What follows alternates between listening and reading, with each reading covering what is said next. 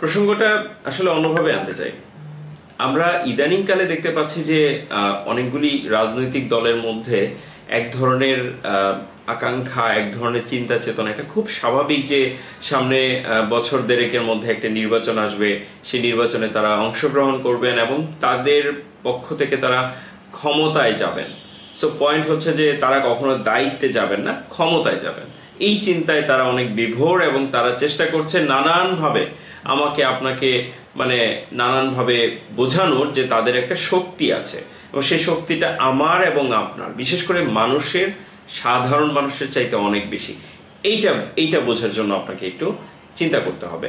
বিগত সময়গুলোতে আমরা কি দেখেছি? পেশি শক্তি, আমার এবং আপনার শক্তির চাইতে বেশি শক্তি একটা গ্রুপ, তারা বুঝিয়েছে তারা যা বলিবে তাহাই সত্যি, তারা যা বলিবে তাহাই মানিতে হইবে।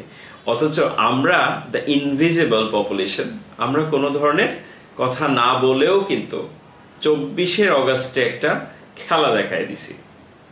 একটু মাথায় রেখেন ভাই, যারা আপনারা চেষ্টা করছেন ক্ষমতা দেখানোর জন্য, জনগণকে জানান দেওয়ার জন্য, রাস্তার মধ্যে মিছিল করতেছেন আপনি জ্যাম লাগায়, আপনি রাস্তার মধ্যে বিভিন্ন ধরনের অনুষ্ঠান স্টেজ বানায় ফেললেন, আমার আর মানুষের যাতায়াতের পথ বন্ধ করে দিলেন, রাত বিরাতে হচ্ছে মাইক বাজাইলেন, দিনভর একটা অকেজো মাইক কানের কাছে বাজতেছে। এগুলোই কিন্তু আমরা দেখে আসছি গত বেশ কয়েকটি বছর, বিশেষ করে 15-16 বছরে তো আমরা দেখেই আসছি, এর আগেও ছিল হয়তো।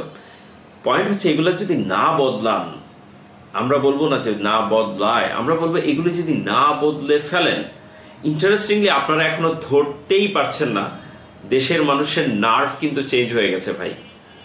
এবং 1.5 বছর পরে নির্বাচনে কি জানি প্রচারে জনগণ মার্কার টাইটেল দিয়ে যদি আমার আপনার নামে পোস্টার মেরে মনে করে যে পাশ করে যাবেন, একটু বোধহয় কঠিন হয়ে যাবে।